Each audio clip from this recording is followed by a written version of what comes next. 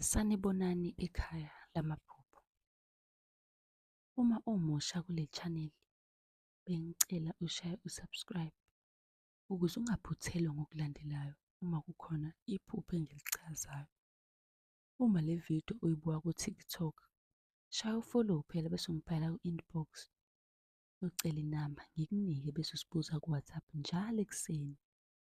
Namhlanje sikhuluma ngamaphupho ngengonyama. Leli yiphupho abantu abaningi ababa nalo. Ngiyabona amakhomenti amaningi bayabuza ukuthi ukuphupha ingonyama ngabe kubika ukuthini. Namhlanje uzowazi kabanzi ngalokhu. Leli iphupho elingajabulisi neze.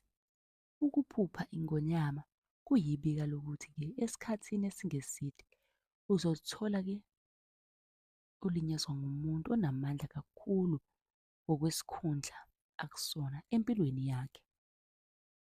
Ake ngenze umzekelo nje. Lowo muntu kungaba yinkosi, induna noma umongameli. Lezi yibonelo nje.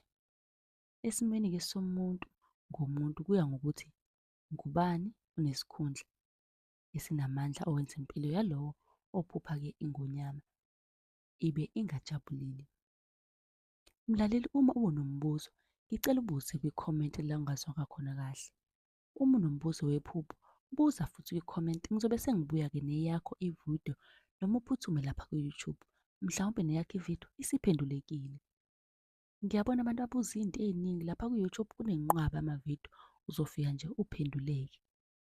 Ungakhohlwa ukusubscribe bese ushare i-link ucele phela nabanye ukuthi nabo besubscribe ukuze-ke bezowazi kabanzi ngamaphupho ukuthi abike ukuthini ey'mpilweni zabo. Ungakhohlwa ukucela inamba. Nisale kahle.